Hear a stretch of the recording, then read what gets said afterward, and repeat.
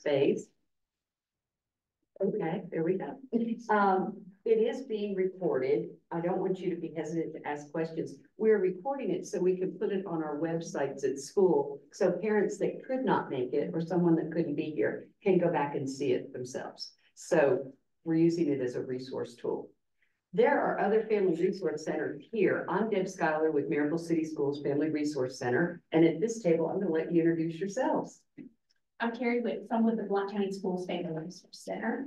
I'm Kelly Roberts. I'm also Blount County Schools Family Resource Center. And I'm Glenda Thomas with Alco. It's all three family resource centers that are pulling this together, and we will have another one next November. So I will talk to you about November at the end of this meeting. Anyway, thank you for being here today. This is our first. Rayanne is going to be our technical assistant from United Way. So she's taking care of the recording and all the stuff that's going on over there. But now that we've kind of introduced ourselves, we'd like to know who's in the room. So if you don't mind to introduce yourself, and you could say, I'm a parent, I'm a teacher, I'm a counselor, or whatever. I'm a parent of a kindergartner and a couple kids that are my stepsons. So we have one starting middle school and a high schooler too. So I'm a parent, and I'm also a part-time Spanish interpreter. So sometimes I show up for appointments at school, but mostly medical or sometimes at the Justice Center. So it's I'm a parent of the Spanish interpreter, I guess. I'm here for both. Do you mind to share your name? Sylvia Zavala. Sylvia Zavala. We all want to keep that name in mind. We're always used to interpreter, so great. I'm Regina Cox, school counselor at Maryville Junior High School. Kim Zinsky, school counselor at Maryville Junior High School. I'm Carol Arley, and I am a social health teacher at Union Grove Middle School. I'm Tara Potfelter Gomez, and I'm a parent of 2 children at John Spear. Emily Miller. I'm the clinic manager and speech language pathologist for Blount Memorial Pediatric Rehab. And I also have a son at John Spear in 2nd grade. I'm Nina Small. I'm the ED at Mueller Blount Substance Misuse Prevention Coalition. And then I'm also a parent of a 1st grader and a 4th grader in Maryville City Schools. I'm Marilyn Corwin. I'm a grandparent and her teacher. We homeschool. Okay, great. Stephanie Couturier, mom of 2 girls at Maryville City Schools. Okay, great. Rayanne, would you like to introduce yourself? Because there's multiple roles. Oh, I'm the office coordinator here at United Way. My name is Rayanne, and I'm just over here operating the machine for a little while. And your I parent? I have a child at Sam Houston, and I have one who will be in kindergarten at Sam Houston next year. Oh, and just a couple of housekeeping things. Well, one main housekeeping thing is there's a restroom in the hallway here if you're needing to use it. I don't know if Deb, I don't know if you got to say that yet, but there is a restroom. Y'all are welcome to come and go from there. Please. Thank you. And lunch is served. You can help yourself, or you can take it with you when you leave. It doesn't matter, but it's just fine. I also want to introduce our speakers in just one second, but I just want to say this has been a process for us to try and get things into the community and for us to communicate with more parents. And I'm hoping we have several people show up on Zoom. So at the end, there is going to be a survey where we want your input so we can figure out how we might be able to do this better or what you might be interested in. So it's just a short survey, but we really would appreciate it if you could fill it out. There's a URL code that you can use your phone. If you don't have a phone, we have hard copies here that you can fill out. So it would be really helpful for us.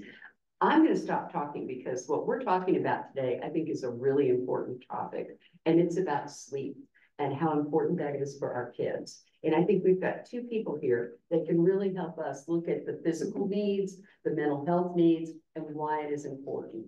And maybe this will help other parents, teachers, whomever, because I know when I'm in parent conferences, lots of times, what time does your child go to bed? Are they on a device before they go to bed? Do you have set times that you put them to bed? All those questions come up. So those are the kinds of things that I really want to hear about today, and just kind of figure out what else I can be saying or doing in helping parents with their children. So Drew Deermeyer, physician at Summit? No, No. not, oh, I'm gonna put you East Tennessee Medical, I'm gonna put you in Summit. East Tennessee Medical Group, Sarah Deathridge with VMT Health is here today. So Drew, I'm gonna let you kick us off. You all introduced yourselves. I'll introduce myself. My name is Drew Jeremiah. I'm a family doctor. I've been in practice in East Tennessee for 30 years. And it's funny to me, it just flew by. It's funny to think about 30 years.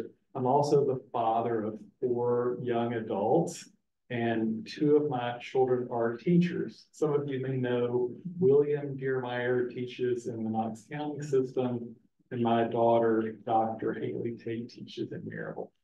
And I have some prepared notes, and I'll kind of go through those things, but I'd like for this to kind of be a dialogue. So if you have questions, feel free to ask them.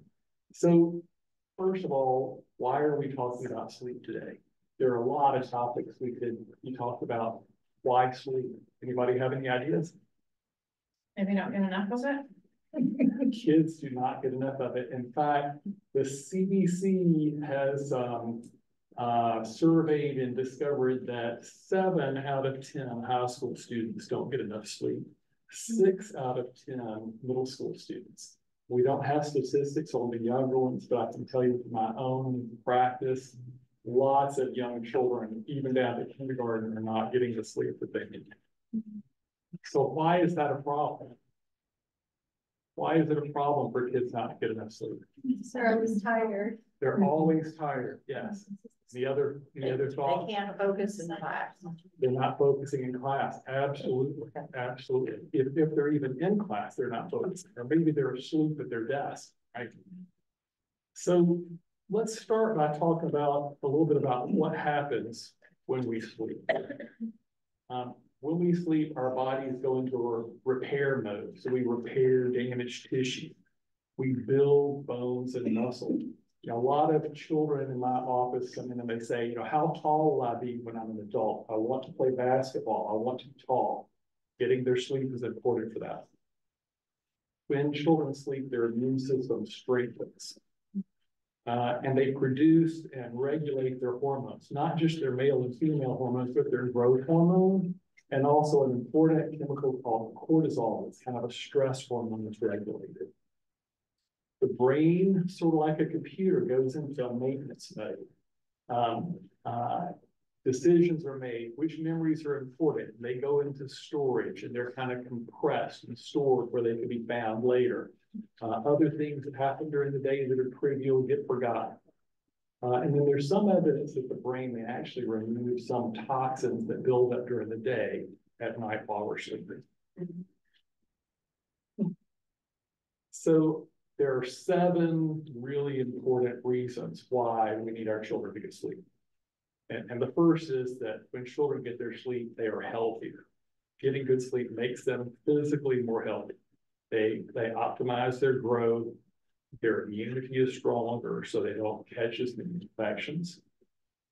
They have fewer accidents and injuries, and that includes broken bones, falls, cuts, and even more importantly, motor vehicle accidents. Fewer car wrecks when teenagers get their sleep.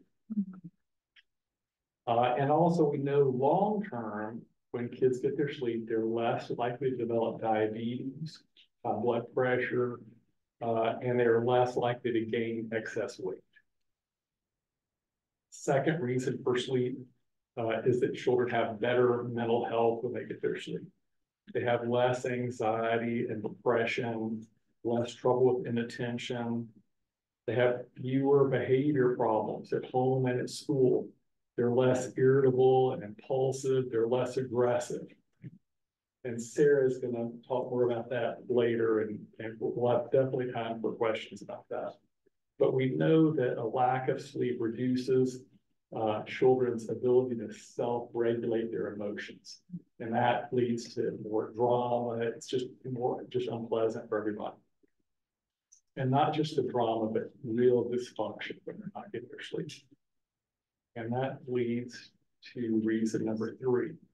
Brains function better when they get sleep. So sleep's important for decision-making, memory, and learning. Fourth reason for getting sleep. kids have more success in everything they do when they get their sleep, whether it's academics, athletics, after school employment, and all their extracurricular stuff. Their music, scouting, robotics, chess club, youth group, all those things, they have more success when they get their sleep. There was a study of basketball players, and this was high school basketball players. It showed that when high school basketball players didn't get enough sleep, their free throw accuracy dropped 50%. Right? So parents of athletes that want to be successful, want to make the basketball team, or be the section leader in the band, or be the patrol leader in the scout troop, getting their sleep makes a difference in their success. The fifth reason is that kids are safer when they get their sleep. And we talked about that a little bit before. To have good impulse control, good judgment, and good attention, you need sleep.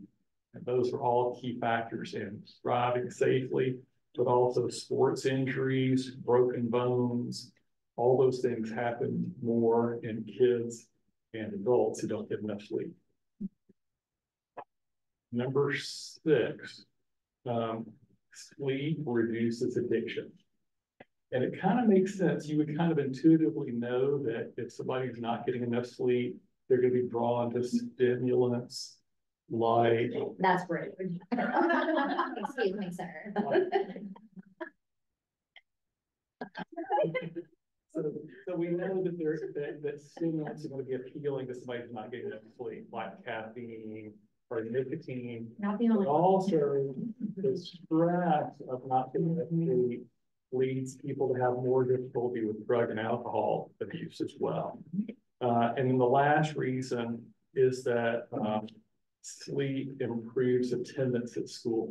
You know, we have these great schools. I mean, I mentioned we came here, my family came here 30 years ago. We came here specifically looking for a community with great schools. And Blount County, we have 3 great public school systems.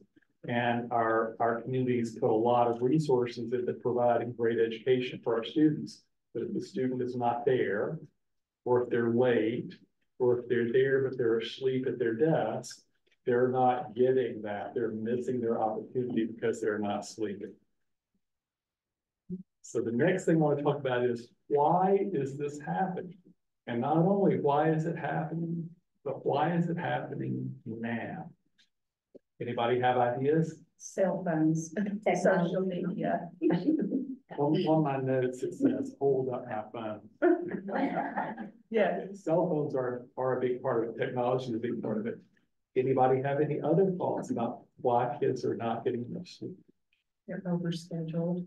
I'm sorry? Overscheduled. Overscheduled, that's on the list too. Yeah, yes. And some Any of other them, thoughts? some of them have family issues that keep them away because of things like. Yes, yeah, And there's the breakdown of the family dynamic and that causes stress on children. yes, absolutely. Yeah, y'all got this. Sometimes parents are just too hooked to parent, and it takes work to make their kids go to bed. They just. Too worn out to parent. I'm gonna say more about that later. Kids are having kids and they don't know what to do. Yes. Maybe they don't know how to parent because they're still kids and stuff. Yeah. So a lot of factors. And this lack of sleep is a relatively new thing. And there have always been kids who had to work after school and didn't get their sleep, or they were a star athlete, didn't get their sleep. But this is becoming a very common problem now. And it's because of technology, I think is the first reason. And the most important thing that I have to say today is that parents must take control of technology. You absolutely have to do it. You know, the technology, particularly the cell phone, it's small, it's portable, it's easy to hide under the blanket or wherever, and it's keeping them awake. Their buddies are sending them funny things in the middle of the night, waking them up after they've already fallen asleep, and they're staying up later and later. The technology is very addictive, and a lot of the technology is good, but it's designed to hold our attention. It's designed to keep us awake, keep us scrolling, keep us working at it. And so parents must take control. Yes. I have a question about my child. He's too young to have a cell phone, but he does have an iPad that we use for entertainment, for education, for plethora of things. When do you recommend cutting that off before sleeping? Like, is there a time period? How old is your child? He's 7. The younger the child, the sooner you need to, I would say at least an hour. An hour before bedtime? I would say at least an hour, yeah. And so all those things that we talk about, physical health, mental health, safety, better grades, more success in extracurriculars and sports, less accidents, less addiction, less diabetes and high blood pressure. The first step is removing the technology from the bedroom and parents having control. And I would even say, have a charging station that's in your bedroom where you have custody of all those electronic devices. And when it's time for the child to begin their bedtime routine, those things all get plugged in where you have control. They can charge overnight. In the morning at breakfast, they can see all the text messages that their friends sent in the middle of the night. They can catch up. But sleep time is so important. We don't want it to be interrupted. Yes, sir. What about TVs in the bedroom? I hear that a lot. I hear that a lot too. Strongly recommend not to do it. Right? Again, the television programming, it's all designed to keep your attention, to keep you awake. It's not designed to put you to sleep. No one in Hollywood is, designing programming to put high school students or elementary students to sleep. It's all designed to keep you awake. It needs to be turned off. There's also evidence that the blue light in the television screen also is telling our brain it's morning, it's time to get moving, time to get stimulated. So we want the TV out of the bedroom and turned off. So the second reason, yes. Oh, and someone in the chat wanted to add video games. Oh, thank you. Anyone in the chat can ask questions too. Yeah. That's right. Someone else in the chat. Oh. Attention stimulants. And I think we need to have our kids on an electronics diet. A little bit is good for them, but too much is not good for any of us.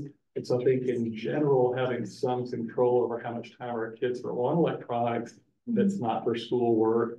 But again, in the evenings, at least an hour before bedtime, those things need to be turned off and under the control of parents. Including the video games. Yes, all of the electronics. Yeah. Something we hear a lot is when we're having meetings and trying to figure out why a student's not being successful or not getting to school, the parent will say, my child has a meltdown when I take this phone away. Okay, so here's the thing about that. It's going to be unpleasant. If your child has had electronics, television, computer, games, all that stuff in their bedroom, and if they've been allowed to stay up late at night, or if your child insists, I cannot fall asleep without the television on, or without the music playing, without the earbuds in, those kind of things, it's going to be unpleasant. And so what I tell parents is, if all the adults in the child's life need to all be in agreement, if there's a family separation, both parents at both parents' houses, if they stay at grandparents' houses frequently, the grandparents have to be on board. And then you decide when you're going to do it. And then you sit down with the child and you say, we're making a change. We're removing this from your bedroom. The reason we're doing this is to help you to sleep and help you to be healthier and more successful. It's non-negotiable, and we're going to do it today. You might want to start on the weekend or start on the school break. You can expect to have a lot of behavior, a lot of complaints, a lot of drama, but within a few days, it's going to go away and things are going to get normal. The child might intentionally try to stay awake as late as possible to punish you because they insist they have to have video games before they can sleep. But then they'll get tired of that and they'll start going to sleep and it'll be okay. And the child is the person who will benefit the most from that. You know, we have to step up and be the parent, even if it's unpleasant. Okay. And one of the chat questions was about caffeine. It's on the list. You all are doing so well. Okay, yes, you know, depending on the age of the child, older children, a little bit of caffeine, especially in the morning, is a very reasonable thing. All of us need to work on reducing our caffeine afternoon. I think, you know, people have different tolerances. But I think if your child has a hard time falling asleep and they're consuming caffeinated beverages or foods in the afternoon, that's a place to start. Right. Joe, could you give a couple examples of high caffeine? Like I think of Mountain Dew. A lot of soft drinks have caffeine, obviously coffee, Chocolates. and I really am not trying to pick on you. Oh, I know. No, I'm gonna let you do As a it. general rule, I recommend that people avoid energy drinks because they often have a lot of caffeine and a lot of sugar, right? I'm sorry. Highly recommend. But I think it depends on the child. In some cultures, it's very normal for young children to have some caffeine. And again, if your child has some caffeine and if they sleep well, and if it's not a problem, then I don't have an issue with it. When do you allow, or when are you okay with children having caffeine? Like what age? Little bits. I think it depends on the child. But I think teenagers, small amount of caffeine. I think preteens, it's better to avoid it. Is there evidence that the body kind of requires it when they're teenagers, or is it just a cultural? It's a cultural thing. There's no evidence that anybody has to have caffeine. I mean, and a lot of people go their whole lives without caffeine. In some faith traditions, they don't consume any caffeine at all. Yeah, we don't have to have caffeine. We just enjoy it. Yes. We have another question in the chat. Should you mention music? That's an issue too. We listen to lullaby type music. Is that okay when you're going to sleep? I think that can be a part of the bedtime routine. And it can be a really nice part of it. What I would object to is having music playing in the child's bedroom with the intention it's going to stay on while they fall asleep, or they're going to listen to it all night. I think that's a mistake.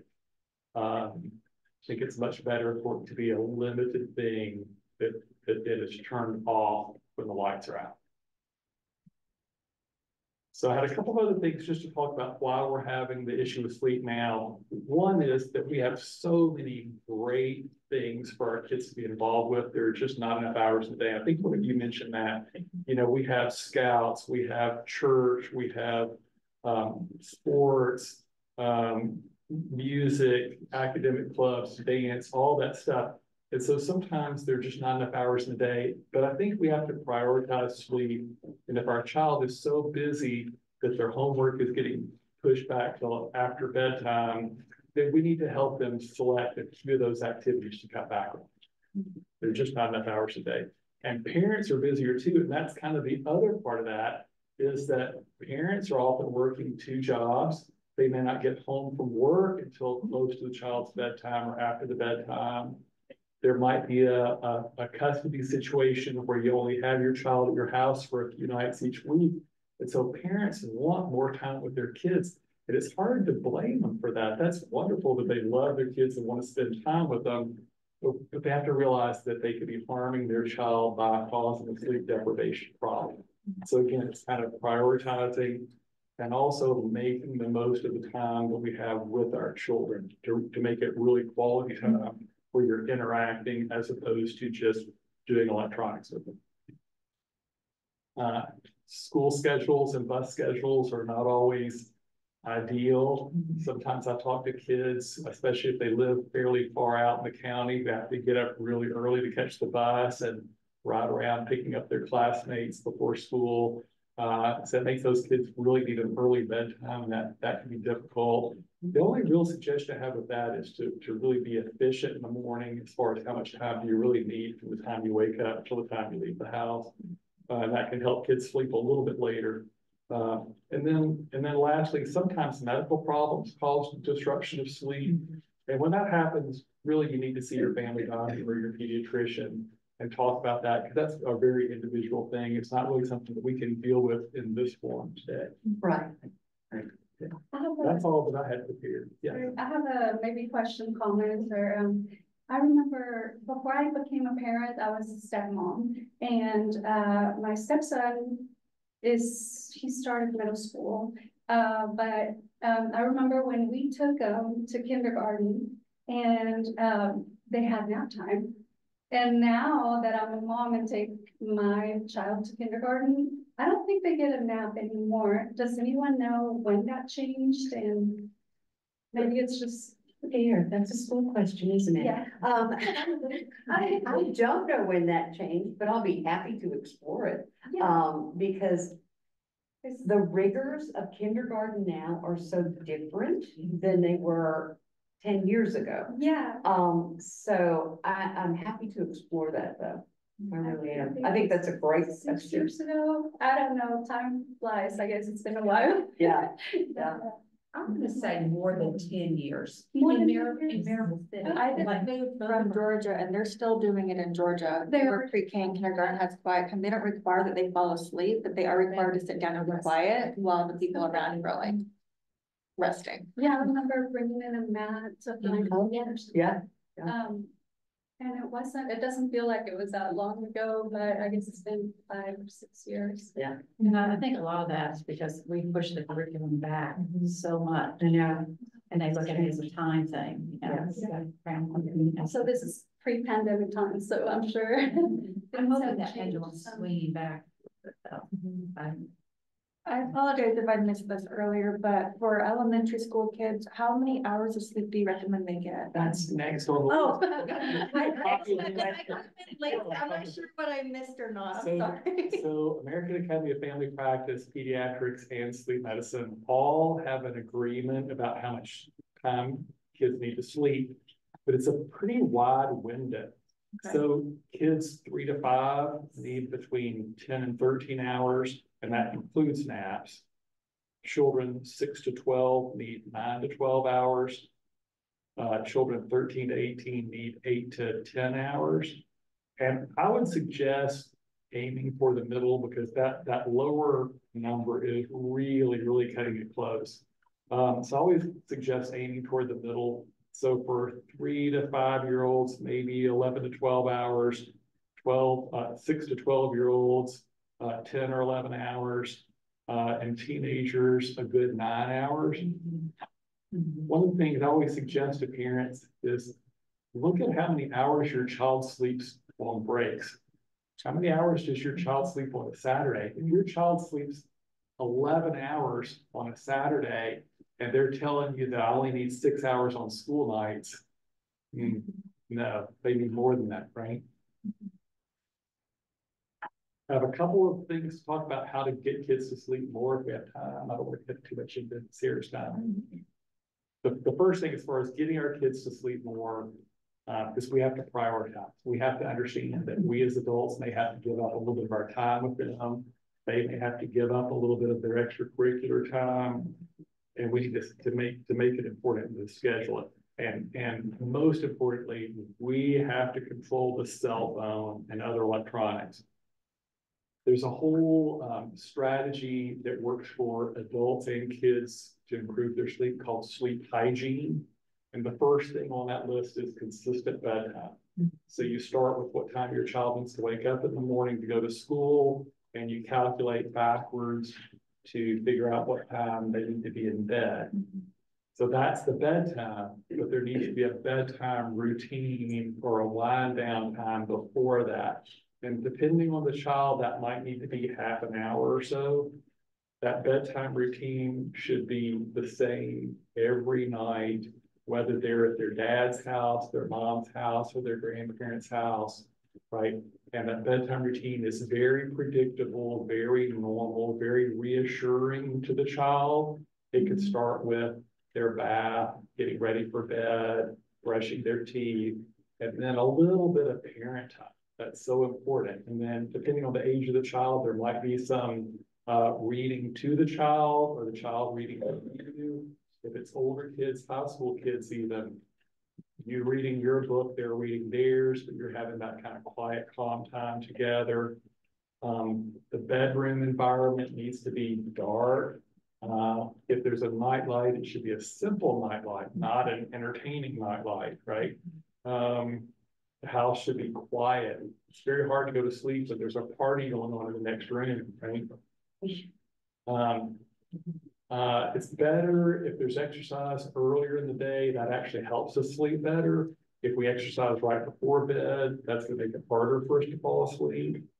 We want to avoid big meals right before bed. And then reducing or eliminating caffeine. Can you clarify dinners before bed? Like you say, what's considered a big meal before bed? Because normally the routine is like dinner, back to bed. Like that's part of the bedtime routine. So how much time between like eating and well, I think you have to be the judge of that as a parent. I mean, the sleep experts say that ideally we don't eat a big full meal right before we get into bed. If it's working for your family and your kids, then I don't see a problem with it. If your kids are not sleeping well, then you might think about moving your supper time earlier. But if your kids are sleeping well, then I don't think it's gonna be a problem. And then last on my list of things to promote good sleep is you want to avoid a critical conversation right at bedtime, right? If you need to discipline your child, or if you need to make a major change, or talk about a really sensitive emotional issue, right before bed's not a good time. And imagine if you're getting ready for bed and your spouse says, oh, we're getting evicted tomorrow. We're gonna need to look for a new place to live. Good night, sleep well. It's like, well, wait, no. So I mean, so we need to consciously avoid those real sensitive, emotional, important topics. Try to get those taken care of earlier in the day so the kid has time to process all that before they get there. Okay. It's all yours, Sarah. Thank you, Drew. Is there anything else? Are there any other questions? There's just some people that echo some things in the chat, but I think you've covered some of that material already about how much sleep should children be getting, and someone echoing about the state moving away from curriculum, reducing nap times and things like that at school. So a lot of the same things you've already covered. Okay, good. Also, we could request everyone in the chat to please enter a contact email. Their name and contact email would be wonderful. Thank you. Okay, Sarah. Hi. So my name is Sarah Dethridge, and I am a clinical therapist over at BNT Health, and it's pretty much a brand new practice here, which has been a really good thing in my case, because I went to Maryville College, and if you can believe it or not, I was a theater major before I became a therapist. So this energy is going to be consistent. So if whoever didn't get good sleep last night, I'm gonna wake you up. So what I have loved so much about starting in the private practices is I've gotten to know a lot of kiddos in our schools. And oh boy, I got a lot of commentary about just things that are so different from what we have all experienced in our upbringing, because with all of this excellent information, which also you're going to see a lot of overlapping information, but I'm just going to bring it back to the feelings, because us therapists love to do that, is that kids and parents and the pressures of having, wanting to be this perfect parent right now, it's a lot. It is a lot. And I more often than not see parents struggling with so much shame. But the reality of it is Maya Angelou has a quote, and I'm going to butcher it, unfortunately, but this is how I remember it. We do the best we can until we know better. And when we know better, we can do better. we don't know what we did not know, what we didn't learn. So sleep hygiene, something that you had brought up, which is kind of what we talk, the term we use in the therapy world is sleep hygiene, because your sleep hygiene is just as important as it's part of your physical hygiene, you know? This organ is all of you. I mean, it holds every memory, it holds every feeling, it holds every emotion. And when it is not rested, we can't perform how we want to.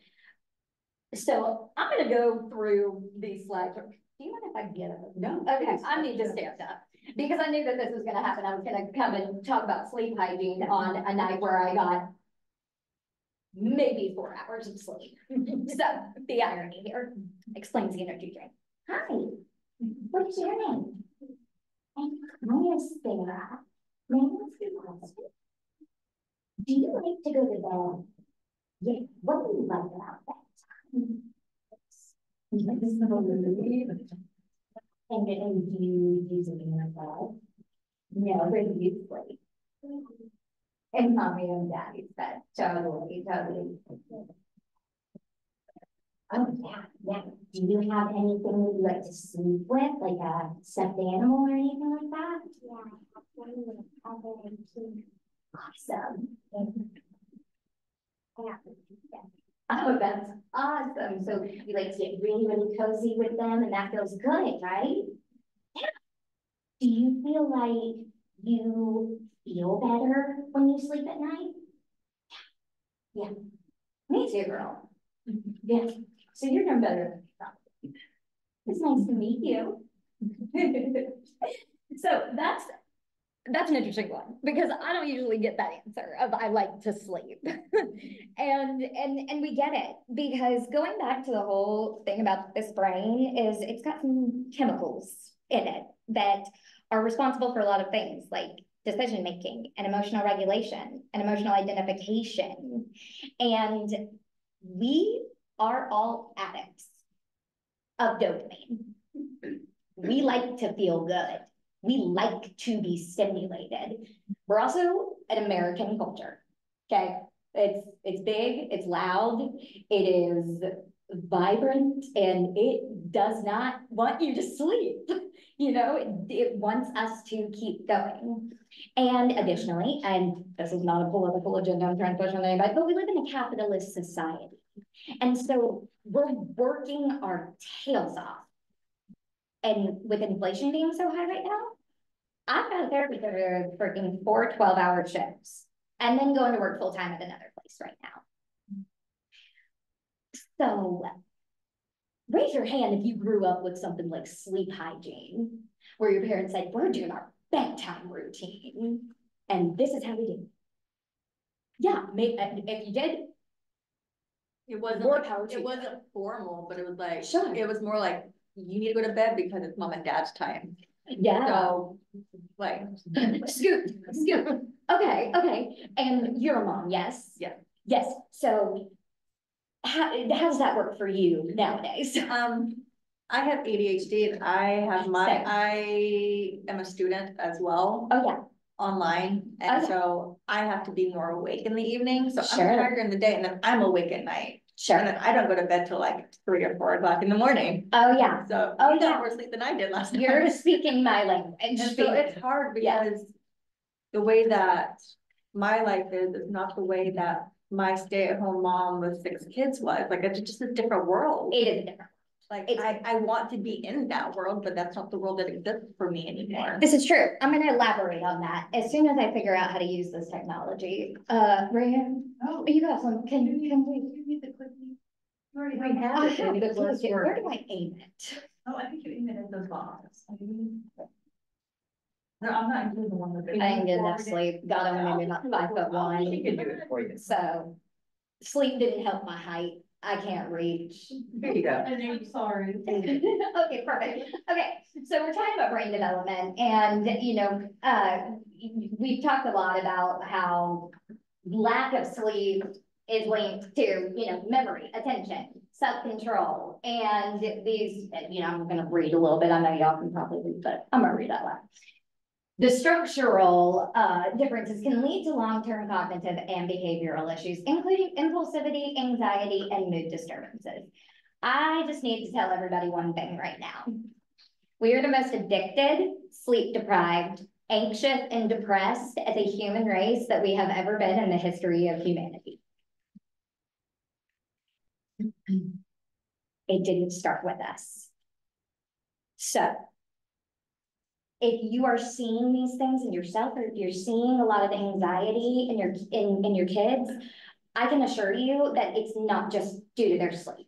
I'm gonna go more into that because we're gonna definitely talk about stress levels here. Because I think that we sometimes, like, the world is so busy around us that, and I know I'm talking to a room full of parents and people who work with kids, but I see a lot of times in my office, these adults that are so tired because they are working so hard. And unconsciously, they're putting like sometimes adult expectations on little people who don't have fully developed brains yet, who can't make totally critical choices and are influenced by their peers and what they have access to. Because that's the thing, is that any kid that exists right now has never known life without technology. They have had access to all information. I see the parental controls, and I love parental controls. I am not down in that at all. But as a parent in general, like, we can only control so much of what they consume because this is their life. Instant access to everything. So we've already created these little like dopamine addicts. And so when we see things like maybe behavior that comes off as like entitled or something, y'all, they're programmed like that. Instant gratification. Instant. I need the results now. But I'm also diagnosing 8-year-olds with generalized anxiety disorder. I am diagnosing 8 and 9-year-olds with not just an anxiety disorder, but panic disorder. And I'm seeing, which is why I'm so happy that both of us are together, because sometimes the therapy world and the medical world like to do this, but I don't think we need to, because the best results happen with both. But I'm also not saying that we need to just constantly push just good sleep hygiene, just, medication, just therapy. If all of that is needed, then all of that, we're all just trying to do the best thing for our kids right now. So academics wise, yes, please. Okay. So there's this part of our brain called the hippocampus, critical for learning and memory consolidation. Raise your hand if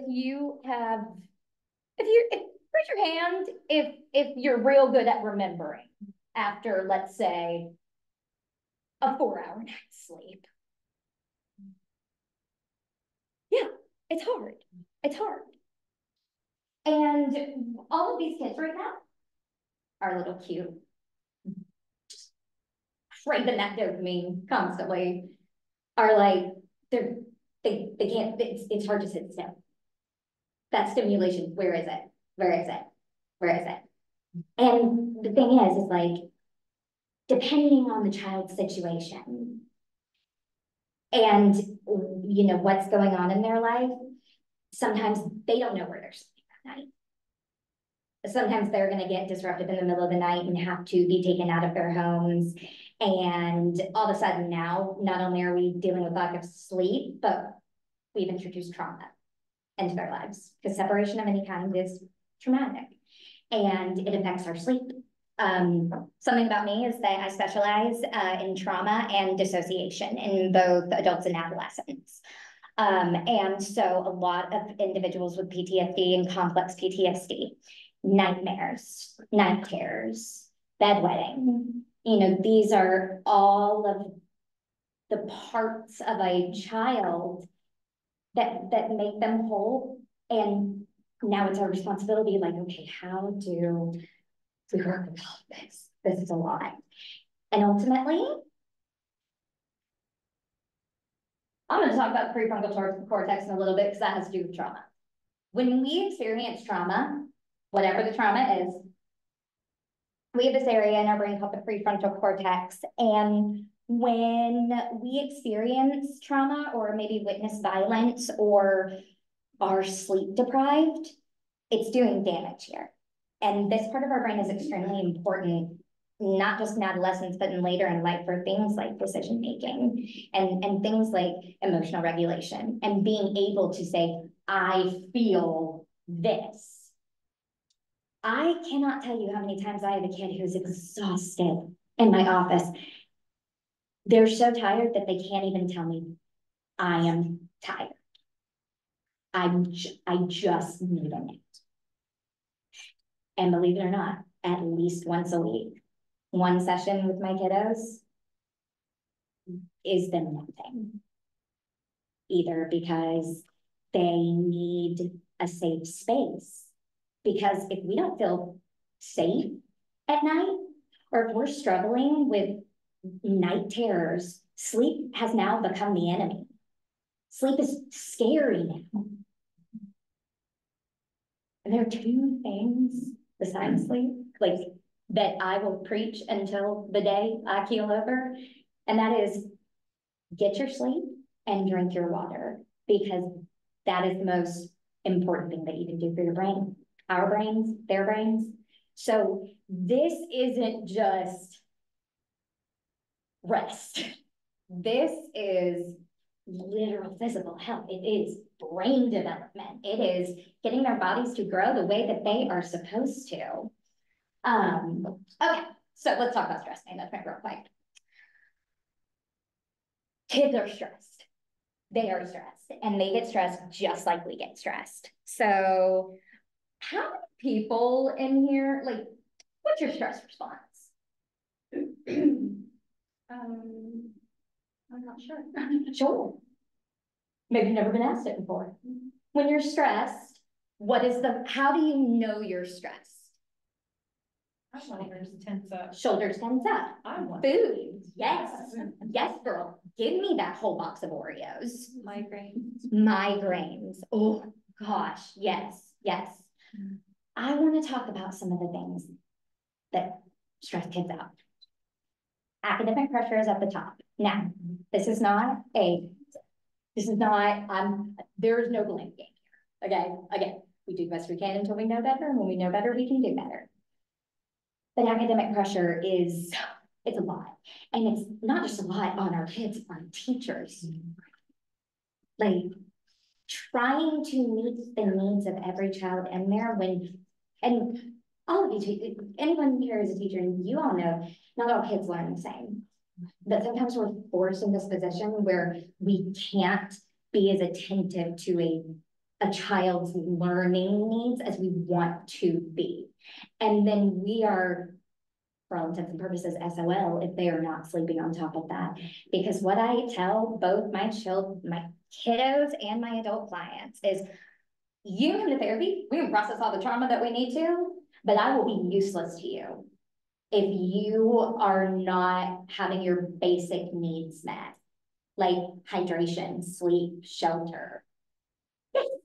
Here's a question in the chat from Ella, and she says, any tips on getting teens to bed on time? It's a huge power struggle to get them to bed at a reasonable hour. Well, heck yeah. First and foremost, a common problem.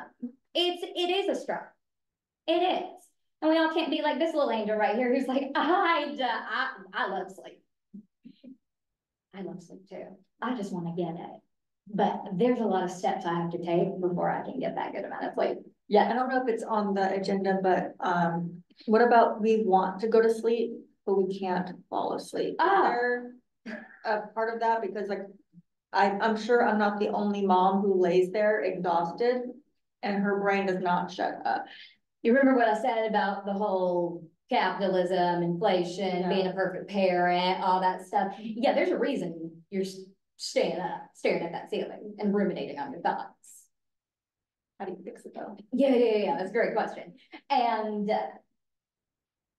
that's gonna look different for every single person.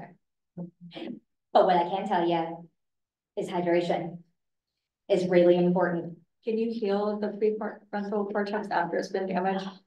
What a great question. If Yes. it's not too late? Yeah. Okay.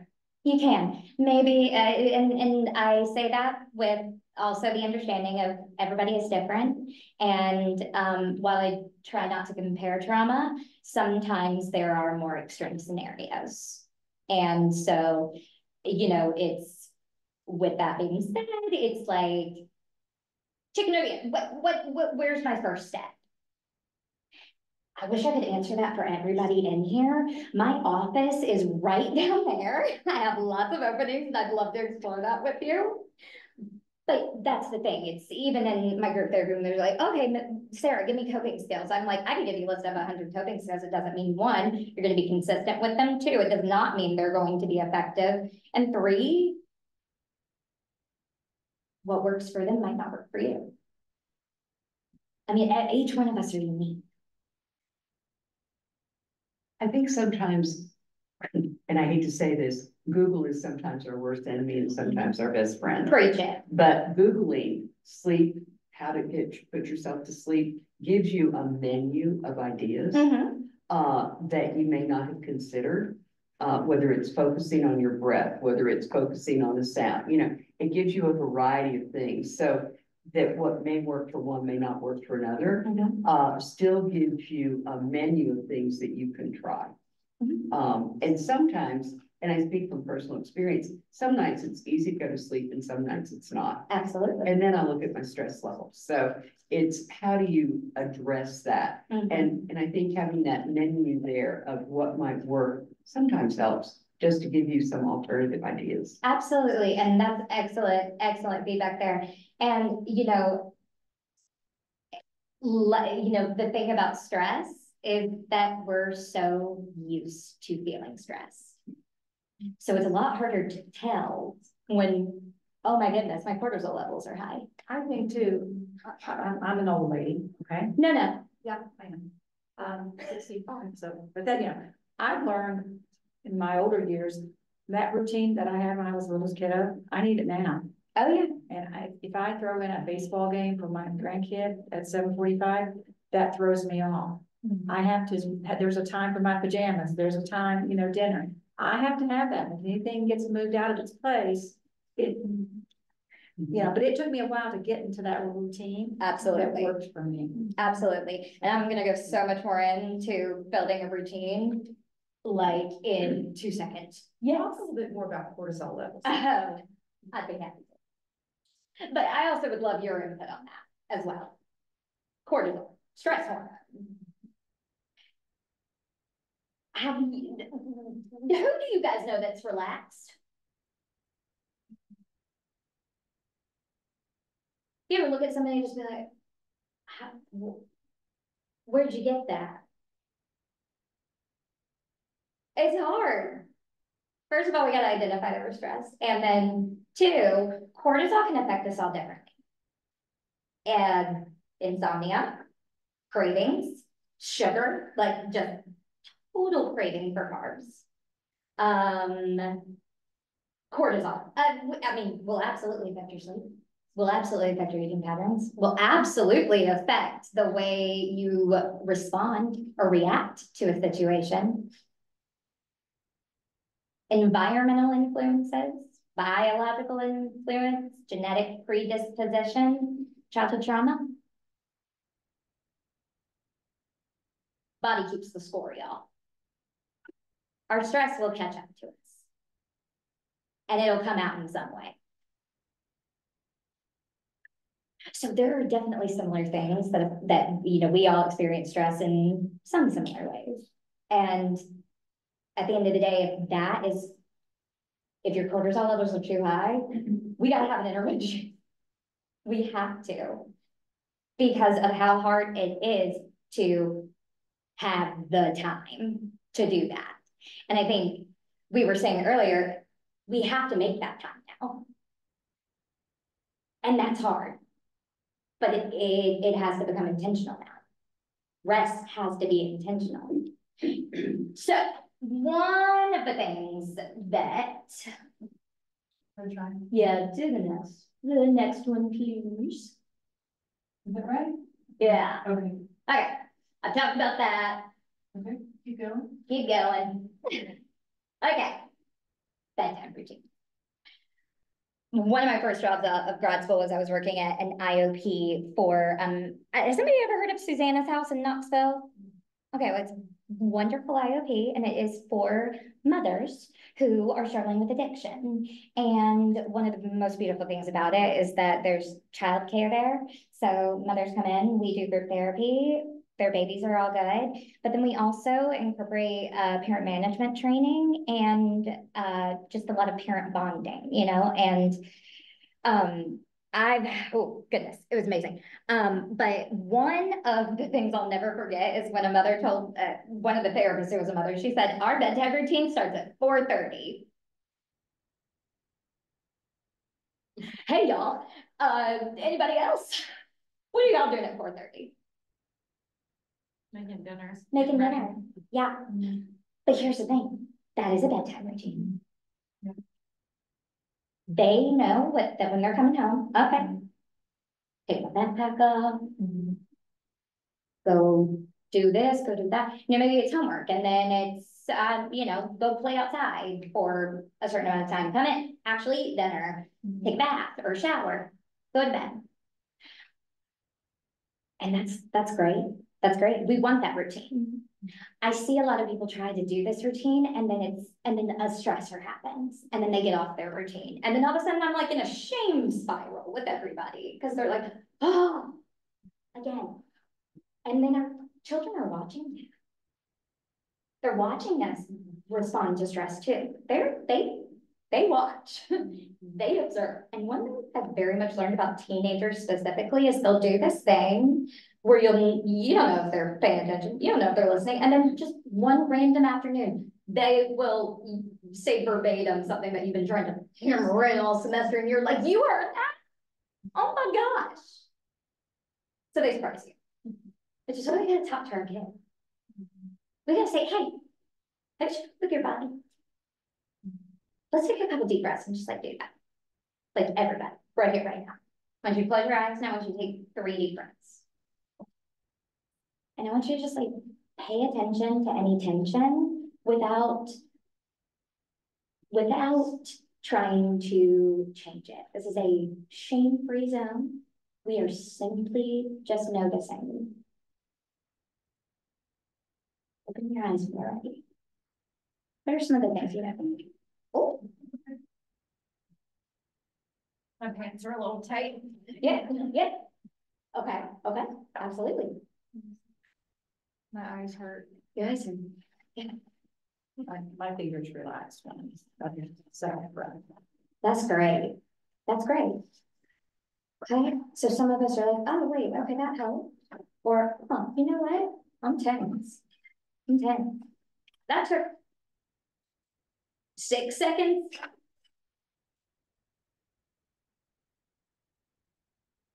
Just having that little extra attention.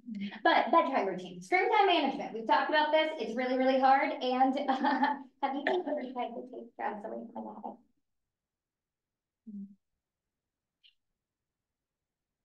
Same brain chemicals are working. Again, not calling our hormone response. Yes, I'm not calling your children actors, I promise, like not really, but nevertheless. Screen time management. Okay. The biggest piece of guidance I can really give here is we have to meet our kids on that level and be sure that we're not asking them to do something that we're not willing to do ourselves. Again, we model that behavior. And so if this is important to you, it's got to be important to everybody in the household. It's got to be implemented. They've got to see their caregivers showing them, like, hey, I'm not asking you to do anything I wouldn't do, because they will use that. Well, you and dad don't do that. Well, this person, blah, blah, blah, blah, blah, is like, okay. And how do we usually respond? I'm the adult. Right, I'm a grown up, and then they're learning, okay, and no, like, again, no shame on that, we're all just. That's the response we have, and it's the truth, I am a grown. And once upon a time, I had somebody who was the boss of me, and now I am the boss of you. It is hard not to get into that mode. I know we're running out of time, and I want to wrap up here quick, but that part, I don't know what's gonna work for you, but what I am going to tell you is that let's do it together. If you want your kid to get better at something, do it with them. Engage with them. Make it special. You know, I mean, we put a lot of pressure on ourselves as parents, again, to be everything. Everything. And we kind of we're forced into those roles sometimes, you know, mom, nurse, especially our teachers. Y'all are not just teachers. Sometimes you're the second parent and the nurse and the therapist and all of the above. Which is why I think, well, anyways. So things are gonna look different for everybody. I don't know if, you know, if it's a thing of your child has really, really good boundaries and can put it across the room and just lay down, great. If we all have like a huddle spot in the kitchen, a charging station, you know, establishing a time, no electronics after this time, you know.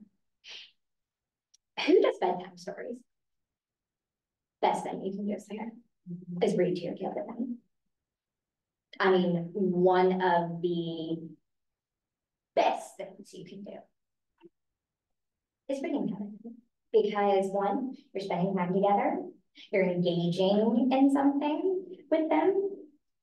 You get to have fun with that. You get to make that your own time. That can get implemented. This doesn't have to be, you know, we're not military here. We're humans, you know. Well, maybe some of us are in the military, and I apologize if anybody is. But then creating a sleep conductive environment.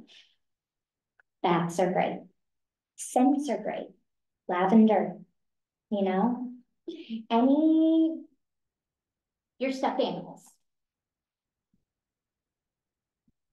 That creates a sleep conductive environment. Soft, comfortable, safe. Familiar. And then the last one that we need is consistent. And that doesn't mean we have to be perfect here. But what it does mean is that we have to hold them accountable. And it feels like a lot sometimes. It absolutely does. So I do not expect anybody to go home and be like, my life's changed. I'm gonna be the best sleep hygienist this county has ever seen. No, this is learning something new or establishing any kind of new routine. Takes time. It's uncomfortable. Change is uncomfortable. Growth is uncomfortable. So, dark room though, yes. And I do recommend cold temperatures at night. And one of the reasons I like to talk about taking a hot shower is because you get in that hot shower and we get out, our body, when it regulates to its homeostasis, that will help you become tired. There's sleepy time tea. There is, you know, meditation, stretching. So many different things that we can try. And last but not least, it's important because they're watching us. And so we don't want to be doing stuff. We don't want to be telling them to do stuff that we wouldn't even like to do.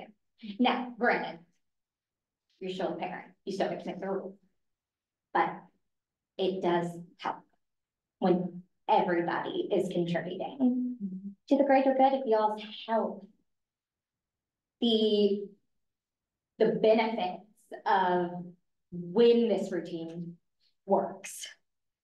The changes I see in children and in families, like, we're sleeping on sleep, y'all. We're sleeping on rest. Like, we can't ignore this. We cannot. And here's some other suggestions. for you guys. Establishing a no screen rule at least 30 to 60 minutes before bedtime. The kids can be sneaky, so sometimes it takes a little extra checking in and saying, hey.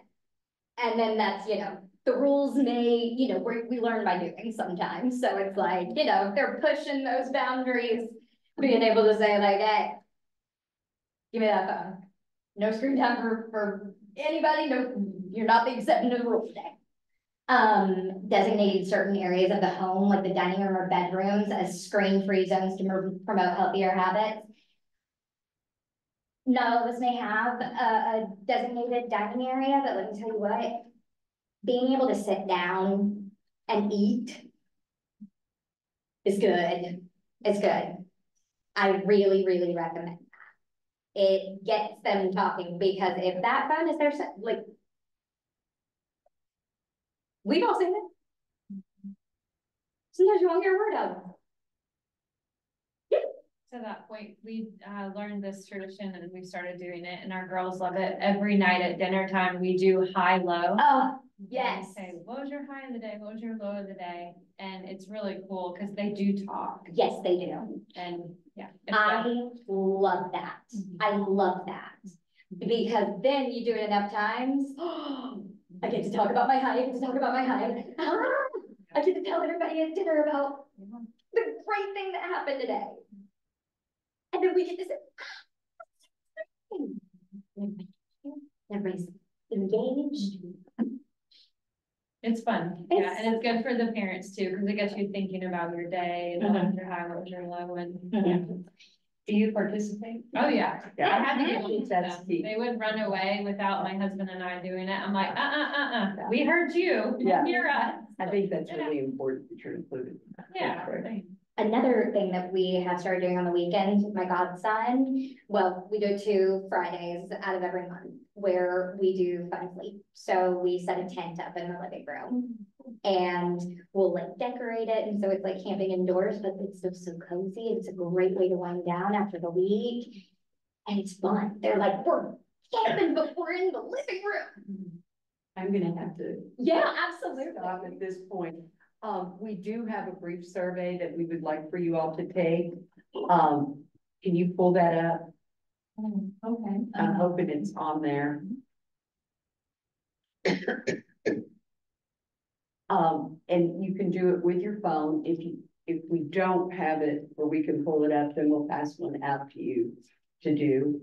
And those of you that are on the Zoom. If you want to come over, take a look, you might be able to find it. Okay. I have a copy. I brought many copies of Good, this thank book you. if anybody would like one before you head out.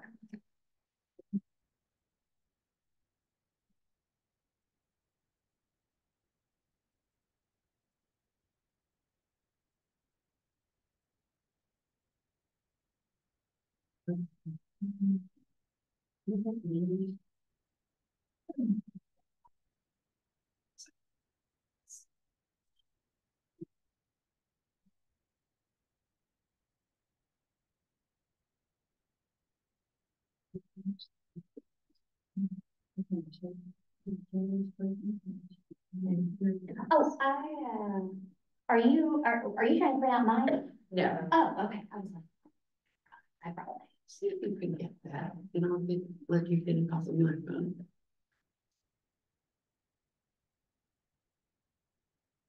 Yes, I'll just pass my phone around. You can just get it off of my phone. That'll make it easier. Oh, what y'all trying to do? We're trying to pull the survey up, but it's not, evidently it wasn't on there. Did somebody come in my So you just said it. So I heard your credentials, but I got here late. I know what were his credentials? Is he a doctor? Yeah, yeah. Okay. Okay, it's not on here. No. Okay. If you want to email that to me, I can pull it up. Okay. I have 5 paper copies if anybody wants. Hello. I think they deserve some.